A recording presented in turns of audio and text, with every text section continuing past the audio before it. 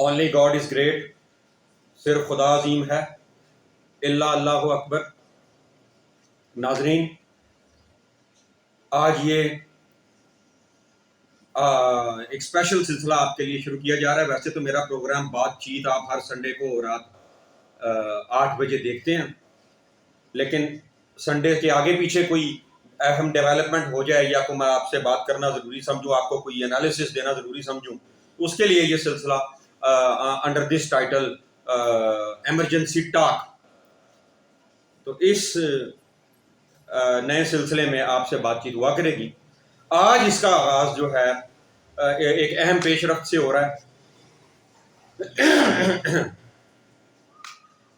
मेरी वैसे तबीयत अभी संभल नहीं रही और दुरुस्त नहीं हो रही, और मैं शायद नेक्स्ट संडे, जो कल परसों संडे है, मैं शायद इरादा कर रहा था कि वो प्रोग्राम ना हो सके, लेकिन मैंने हिम्मत की है कि अब मैं ये जो सिलसिला शुरू आपके साथ आज एक और कर रहा हूँ। बल्कि तो वो पेशरफ्त ये है कि chief of the army staff Pakistan general Qamar Bajwa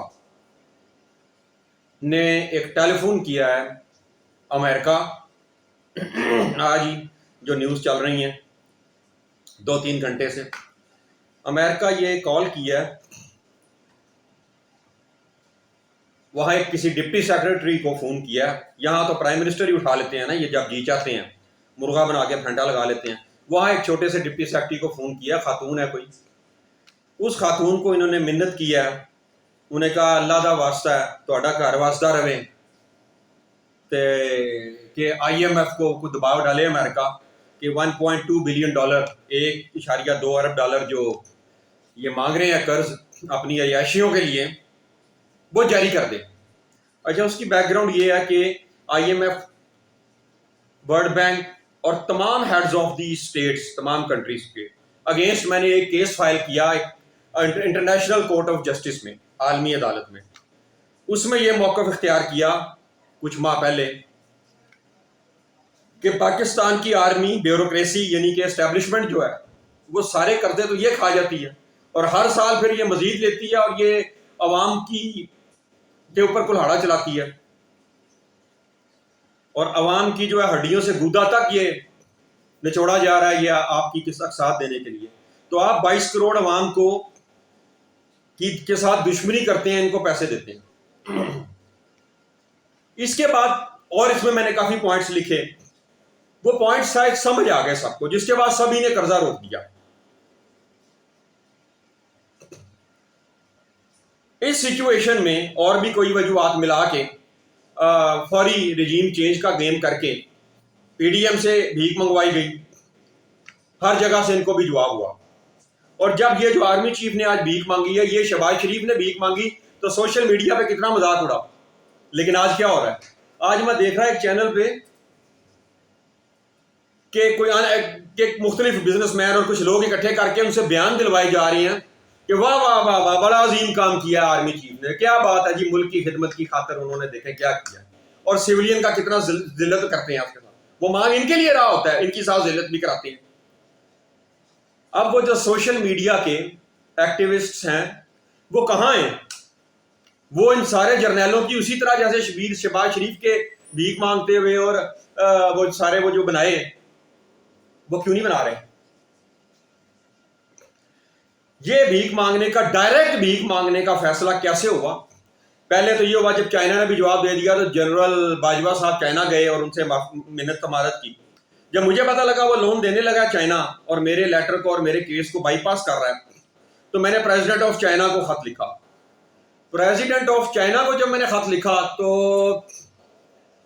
उन्होंने फॉरेन स्ट्रेटजी चेंज की और डायरेक्ट गवर्नमेंट लेवल पे लोन देने की बजाय कुछ बैंकों का कंसोर्शियम बना के, एक जैसे कोई आदमी किसी भी बैंक से कर्जा लेता है तो वो अपने को असासे गिरवी रखवा के पाकिस्तान के, उसकी श्योरिटी रखवा के उसके बदले इन्होंने लोन लिया $2.3 बिलियन। ये भी गलत किया चाइना ने, ये भी जिस इनडायरेक्ट काम किया, इन्होंने 22 करोड़ अवाम से दुश्मनी ली और बहुत बड़ी ज्यादती की चाइना ने अपने जाती मफादात की खातिर। वो मैं फिर किसी प्रोग्राम में डिस्कस करूंगा, चाइना करने क्या जा रहा है, पाकिस्तान के किन किन इलाकों में कब्जा करेगा, किस तरह से उन्होंने एक बहुत बड़ा प्लान किया है। बहुत बड़ी तादाद में लड़कियों को और कुछ मेल्स को भी उर्दू सिखाई है और वो क्या काम शुरू कर दिया है वो मैं बातचीत प्रोग्राम में बात करूंगा, ये तो इमरजेंसी टॉक है। तो इसमें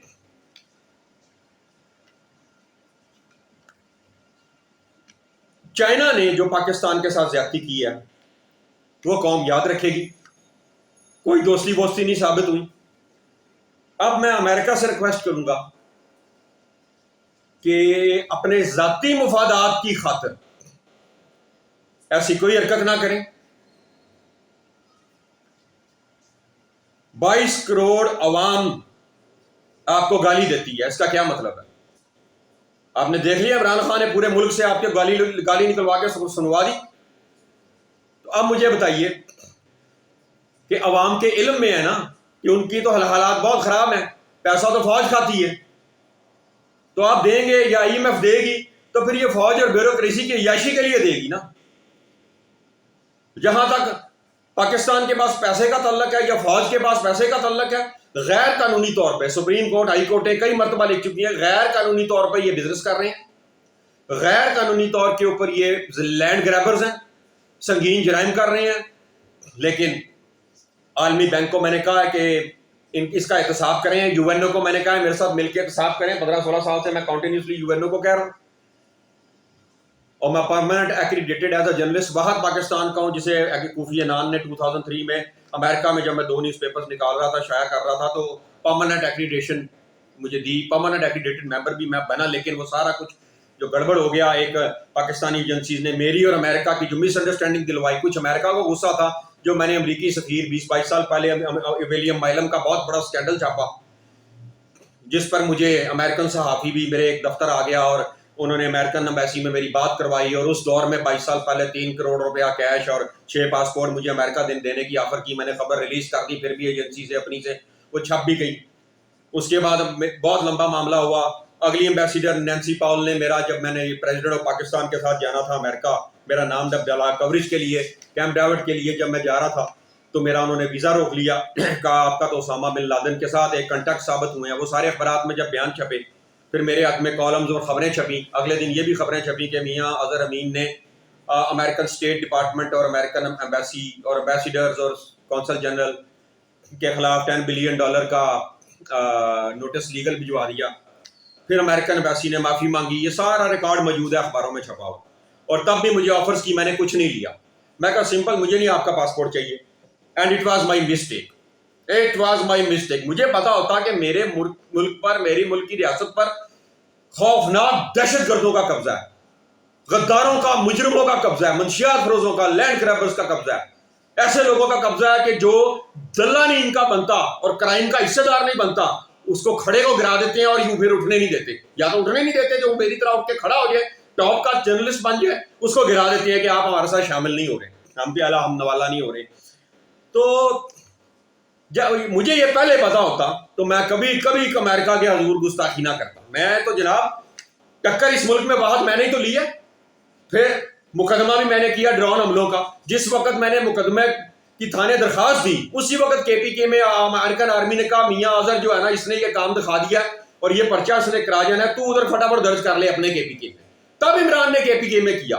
मैं हाईकोर्ट जब रिट की तो जस्टिस अली बाकर नजफी ने कहा कि वो तो कल पर्चा दर्ज कर लिया इमरान खान ने अपने सूबे में, तो चले बस ठीक है, रहने देते हैं। मैं कहा जो थ्रेट्स कहता, थ्रेट्स जुर्म ही नहीं है। उसने ये डिक्लेयर कर दिया अथॉरिटी कि किसी किस्म की धमकी, साइबर क्राइम के ऊपर नेट पे धमकी, रिटर्न धमकी, जबानी धमकी, ये जुर्म ही नहीं है, लिहाजा उसकी हद तक भी पर्चा ना दे। ये बहुत बड़ा जुर्म किया हुआ है जस्टिस ने। ये रिकॉर्ड में मौजूद है। कितना मैं बताऊं, मेरे 3 दर्जन जजेस मुल्जमान है मेरे, सिविल कोर्ट से सुप्रीम कोर्ट तक। 3-4 तो अभी सुप्रीम कोर्ट में बैठे हैं। फिर 50 के करीब FIRs हैं मेरी, ISI, MI, CTD, Punjab police के 150 अफसरान, CSP 22वें ग्रेड के ब्यूरोक्रेट्स। अब मैं कहा कोई पाकिस्तान में ऐसा शख्स और इतना तगड़ा तो चीफ एडिटर था कि 50 पर्चे दर्ज करा दे इस मुल्क में। आज मुझे रोल रहे हैं टगे टगे के लुच्चे लफंगों के जरिए और थानेदारों के जरिए। क्यों बदला ले रहे हैं मुझसे ईमानदारी और सच्चाई का? कोई बात नहीं, मैं भी देखूंगा, वही ना, हम देखेंगे। मैं देख रहा हूं कि ऊपर से क्या अज़ाब इलाही जो यहाँ पर आता है कि नहीं आता। तो और अच्छा, अब मैं अमेरिका को एक मैसेज देना चाहता हूं कि ये फौज 50 के करीब कारोबार खुल के और हजारों कारोबार खुफिया करती है। वो छोड़ दें, मंशियात फरोशी और दीगर कब्जा माफिया वो छोड़ दें। जो काम ये करती है, इनकी आमदन के बेशुमार जराए हैं, आप इसलिए फिक्र ना करें इनकी। मैं एक मिसाल देता हूं, ये पीछे हुई इमरान के दौर में कितना बड़ा तूफान आया, जहांगीर, उसके बेटे अली जहांगीर और जरदारी और शहबाज नवाज खानदान और कुछ और खानदान, उनकी फैक्ट्रियां चीनी की के ऊपर पर्चे FIA में दर्ज किए कि इन्होंने 50 रुपए से 100 रुपए कर दिए, नजायज मुनाफाखोरी कर रहे हैं और रिबेट भी गलत लिए हैं और कुछ ऐसे मामला। तूफान मचा हुआ था, अचानक मैंने कॉलम लिख दिया, टिप दी इनको, जहांगीर को और उसको, मैं जहांगीर तरीन नाम है पूरा, बहरहाल इन सबको मेरे तो इनको पांव पड़ने चाहिए, ये जरदारियों को, शरीफों को और सारे जितने चीनी माफिया के जो लोग थे। मैंने टिप दिया तो वो केस गायब हुआ मीडिया से। कहां गया वो केस, कहां गई वो FIA रोज का तमाशा? क्या मैंने टिप दी कि फौज की 3 से ज्यादा फैक्ट्रियां चीनी की। फौज ने क्या किया, जो मैंने कॉलम में लिखा कि प्राइवेट फैक्ट्रियों से भी खरबों रुपए की चीनी स्टॉक की, अपनी फैक्ट्रियों की भी स्टॉक की, 50 से 100 रुपया कर दी। तो मैंने कॉलम में लिखा, इनको सिविलियंस को, ब्लडी सिविलियन को खोते हो, FIA को कहो कि ये फैक्ट्रियां पर्चे में क्यों नहीं आ रही।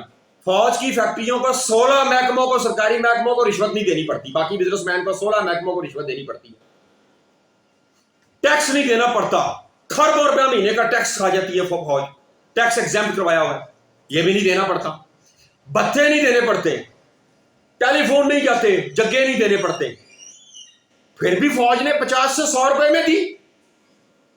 ये मैंने लिखा और सिविलियन को कहते हैं तुमने ऐसे 100 रुपए में दे दी।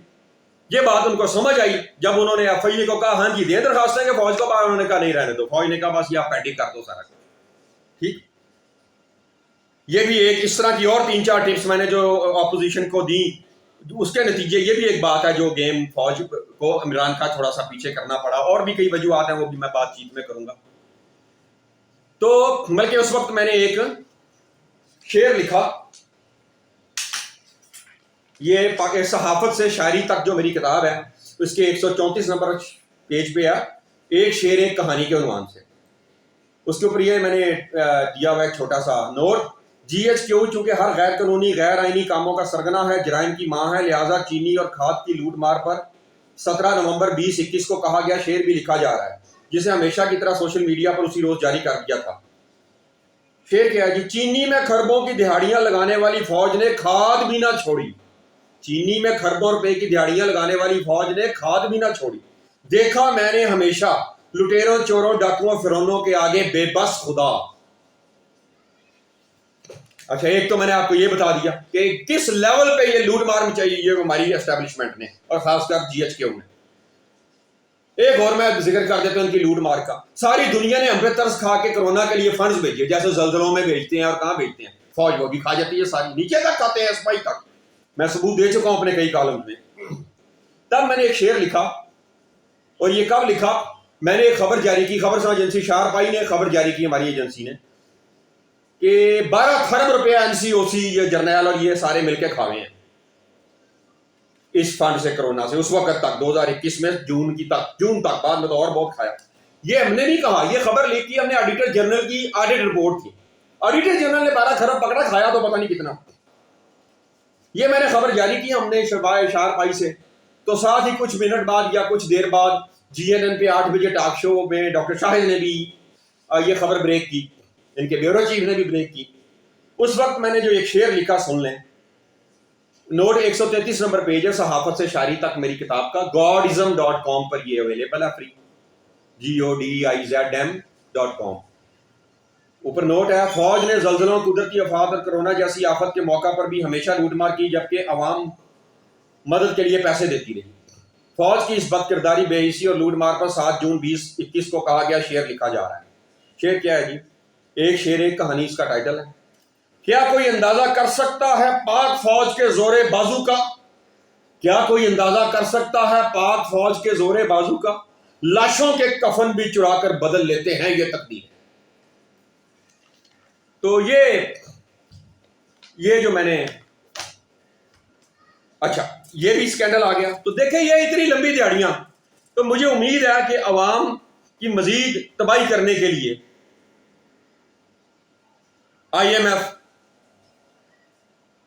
या अमेरिका या कोई भी अब कंट्री किसी किस्म की कीमत नहीं देगा, इनको कर्ज नहीं देगा याशी के लिए।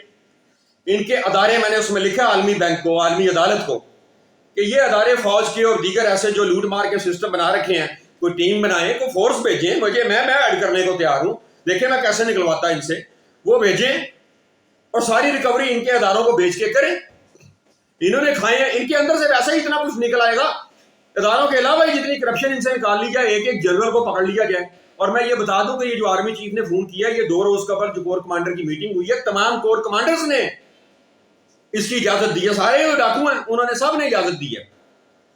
उस मीटिंग में ये फैसला हुआ कि ठीक है, ये अपोजिशन को गवर्नमेंट दे के भीख मंगवा के भी देख लिया, बात नहीं बनी तो फिर हम नंगे होते हैं खुद ही डायरेक्टली, पीछे छुप के शयातीन, ये ISI MI IB एजेंसियां छुप के जो इज्जतें लूटती हैं और जो लोगों को गिराती हैं, पता भी नहीं लगता। मेरे जैसे बंदे को भी 10 साल 15 16 साल के किस तरह मुझे गिरा रहे हैं, कहाँ कहाँ मेरी लड़ाइयाँ करा रहे हैं, अपनों में मेरी करा रहे हैं लड़ाइयाँ, क्या कुछ करवा रहे हैं। तो ये शयातीन छुप के सिविलियन को आगे करके कहते हैं तेरे मुकदमे ने पाए ने तेरे, तेरी ऐसी तैसी मांग। जब ये सारे मांग के खुल के भीख मांगी की तरह शहबाज शरीफ का मजाक उड़ा, वही एग्जैक्ट काम आर्मी चीफ ने किया। देखता हूं मैं इमरान खान की जरूरत, अब मैं देखता हूं इमरान खान की अब्दुल्ला जी HQ का, देखता हूं मैं तेरी जरूरत, अब तू इसका वैसे ही मजाक उड़ा जो हर जलसे में तू शहबाज का उड़ाता था। अब अपने बाप का, तू हमें ना असल औलाद है तो उड़ा मजाक। आज के लिए इतना ही, बाकी फिर बातचीत में बात होगी। ओनली गॉड इज ग्रेट, सिर्फ खुदा अजीम है, इल्ला अल्लाहु अकबर।